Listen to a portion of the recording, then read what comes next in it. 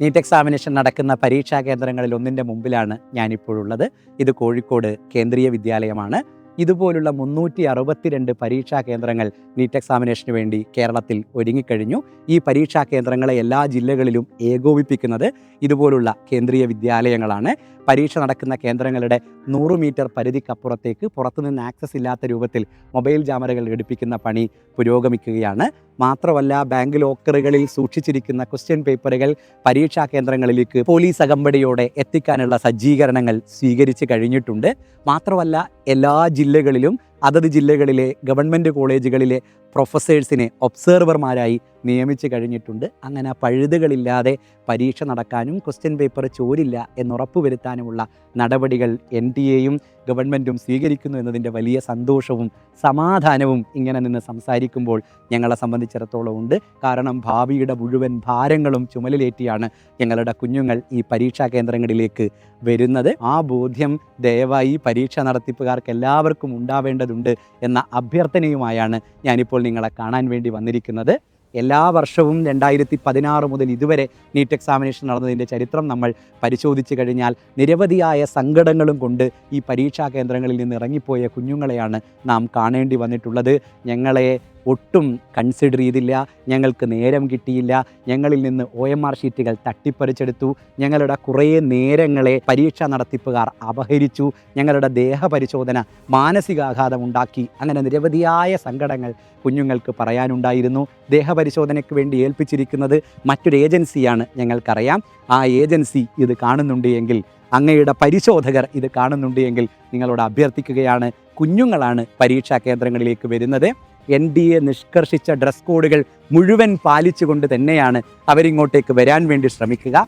എന്തെങ്കിലും കുഞ്ഞബദ്ധങ്ങൾ അവരുടെ ഭാഗത്ത് നിന്നുണ്ടാവുകയാണ് എങ്കിൽ കുഞ്ഞുങ്ങളാണ് എന്നതിൻ്റെ കരുതൽ നിങ്ങൾ അവർക്ക് കൊടുക്കേണ്ടതുണ്ട്.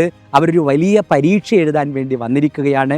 കുട്ടിക്കാലം മുതലേ ഈ ഒരൊറ്റ ദിവസത്തിന് വേണ്ടിയുള്ള കാത്തിരിപ്പായിരുന്നു അവരുടെ ജീവിതം എന്നൊക്കെയുള്ള ബോധ്യത്തോടു കൂടെ വേണം നിങ്ങളവരെ കൺസിഡർ ചെയ്യാൻ. ഈ പരീക്ഷാ കേന്ദ്രം തകർക്കാൻ വേണ്ടി വരുന്ന ഭീകരവാദികളാണ് എന്നതുപോലെ നിങ്ങളവരോട് പെരുമാറരുത്.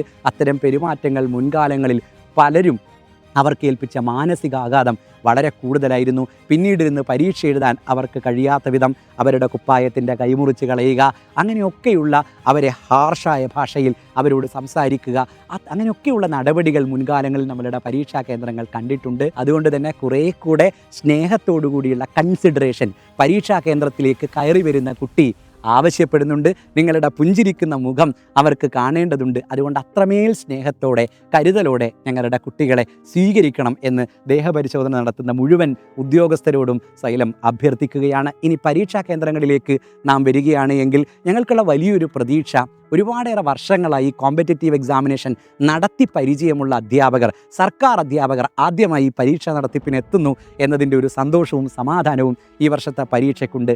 അപ്പോഴും പറയുകയാണ്, നീറ്റ് എക്സാമിനേഷൻ വലിയ ബുദ്ധിമുട്ടുള്ളൊരു പരീക്ഷയാണ്. 180 ചോദ്യങ്ങളും 180 മിനിറ്റുമാണ് ഞങ്ങളുടെ കുഞ്ഞുങ്ങൾക്കുള്ളത്. അതായത് ഒരു ചോദ്യത്തിന് അവർക്ക് അനുവദിക്കപ്പെട്ട സമയം 1 മിനിറ്റ് നേരമാണ്. പെൻ ആൻഡ് പേപ്പർ മോഡലിൽ നടക്കുന്ന പരീക്ഷയാണ്.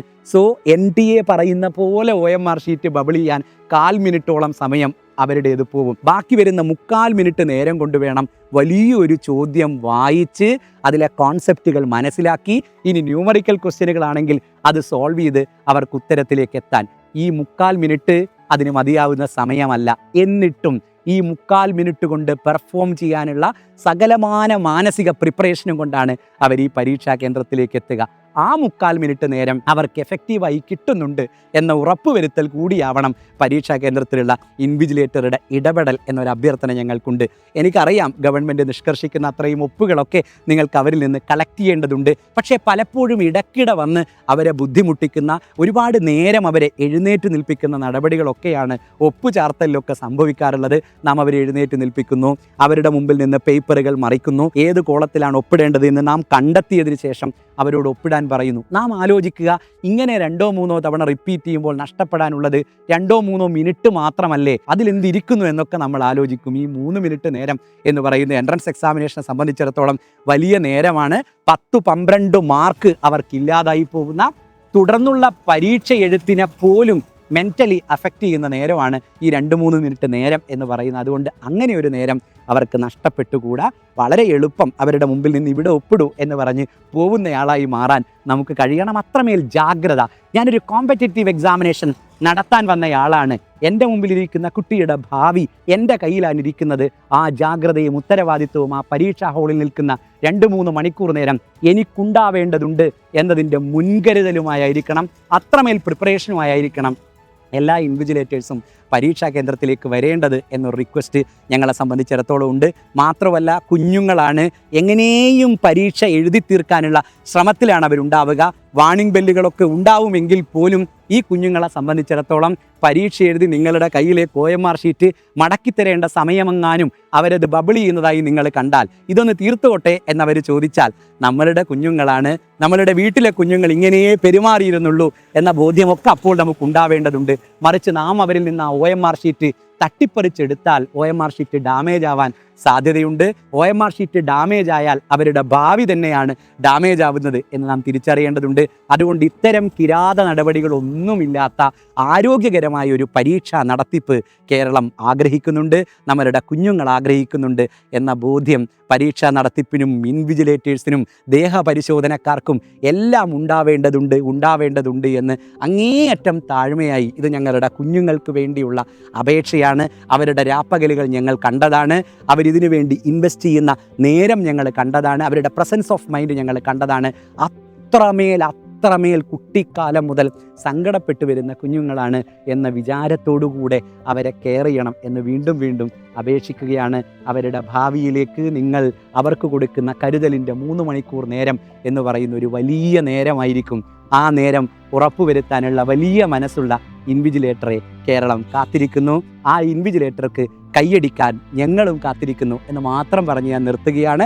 ഇത് കേൾക്കുന്ന ഞങ്ങളുടെ കുഞ്ഞുങ്ങൾക്കും പാരൻസിനുമൊക്കെ ഇൻവിജിലേറ്റേഴ്സ് ഇത് കാണും എന്ന പ്രതീക്ഷ ഞങ്ങളെ സംബന്ധിച്ചിടത്തോളം. ഇൻവിജിലേറ്റേഴ്സിനോട് പറയാനുള്ളതൊക്കെ ഇതിനിടയിലുള്ള കമൻറ്റുകളിൽ ഉൾപ്പെടുത്താം. അവരത് വായിക്കും, നിങ്ങളെ മനസ്സിലാക്കി, നിങ്ങളെ കെയർ ചെയ്ത്, നിങ്ങൾക്ക് കോൺഫിഡൻസ് തന്ന് നാളത്തെ പരീക്ഷ അതിഗംഭീരമായി അവർ നടത്തുക തന്നെ ചെയ്യും. പ്രതീക്ഷയോടെ നീറ്റ് എക്സാമിനേഷനെ നമുക്ക് കാത്തിരിക്കാം.